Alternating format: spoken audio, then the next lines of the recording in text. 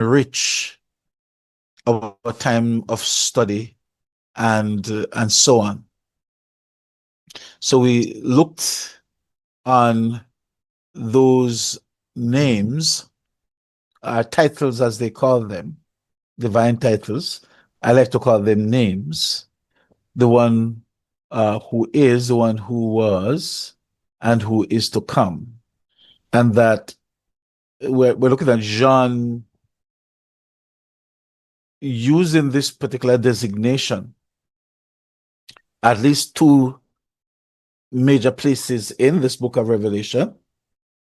But he's also going to be using another two where only two elements. So, for example, in Revelations 11:17 and 16:5, he just says, God, the Lord Almighty, who is and who was. In chapter 16, verse 5, he says, the Holy One, just as you, O Holy One, who is and who was. And John used those that twofold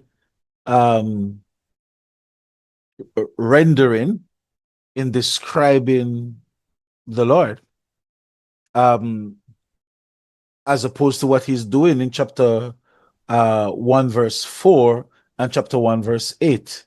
And in chapter 1, verse 4 and verse 8 is where he used the whole element of this titling of the Lord as being the one who was, who is, and who is to come.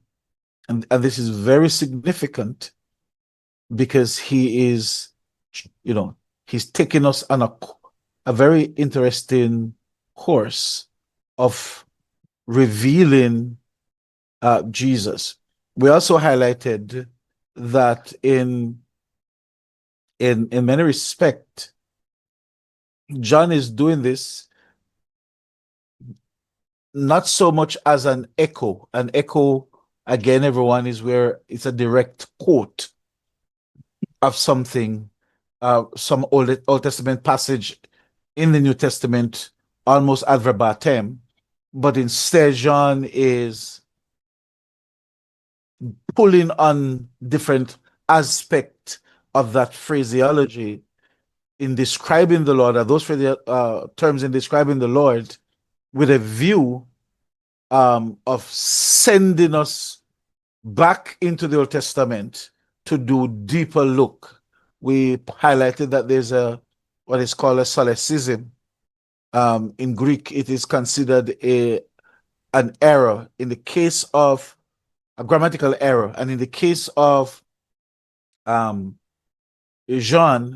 who is Hebrew, but he also speaks and writes in Greek, and he is very good in his Greek, from what I understand. He is an actual, excellent writer of Greek. But John chose to introduce a grammatical error in terms of how he arranged his tenses and so on. And the aim is to force us to go back and look at the Exodus 3:14 passage, where the angel of the Lord appeared on the bush, and the bush began showing signs of being ablaze. And in that regard, also the Father was present. There we also have where the question was asked, whom should I say that send me to you? If Pharaoh asked, if the people ask, what must we say to them? And they were told, this is what you should announce, that Eyer Asher Eyer has sent you. I will be what I will be, or I am have sent you.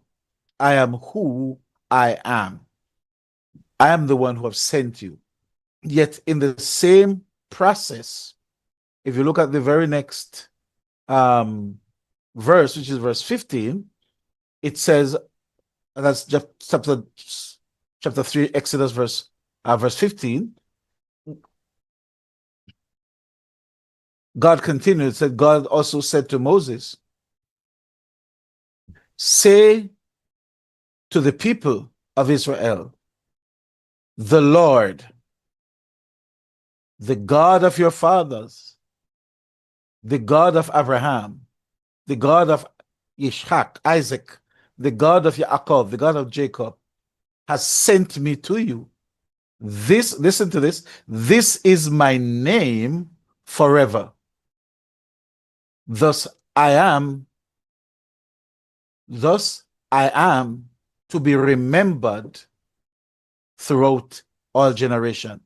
So God did two things there. He says, number one, I am who I am.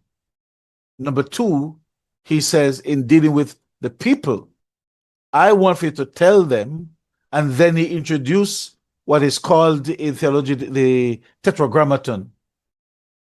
He introduced his name. He says, tell them Yahweh sent you. Tell my people Yahweh sent you. I am the God that met with their father Abraham, their father Ishaq, Isaac, and Yaakov, Jacob. I'm the one who met with them. And if you follow this closely, you'd realize that in those manifestations with Abraham, with Isaac, with Jacob,